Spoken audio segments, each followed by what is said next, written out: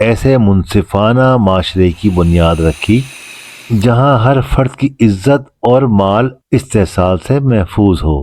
اس خطبے کا سب سے انقلابی حصہ نسل اور میری سنت، اگر تم ان کی پیروی کرو گے تو کبھی بھی گمراہ نہیں ہوگے۔ اسی دوران آخری وحی نازل ہوئی جس نے دین کی تکمیل کی مہر ثبت کر دی۔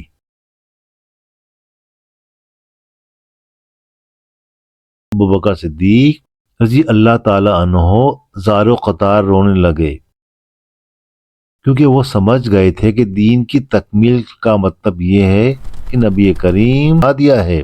پوری وادی ہزاروں آوازوں سے گونج اٹھی۔ جی ہاں، آپ صلی اللہ علیہ وآلہ وسلم نے اپنی شہادت کی انگلی آسمان کی طرف اٹھائی اور پھر لوگوں کی طرف اشارہ کرتے ہوئے 3 بار فرمایا، اے اللہ گواہ رہنا۔ آپ صلی اللہ علیہ وآلہ وسلم نے یہ بات فرماتے ہوئے بات مکمل کی کہ یہ ہم سب کی ذمہ داری ہے، جو یہاں موجود تھے وہ یہ پیغام ان تک پہنچا دے جو یہاں موجود نہیں ہے۔ کاش کہ ہم اس مقدس امانت کو پورا کرنے والوں میں شامل ہو سکیں۔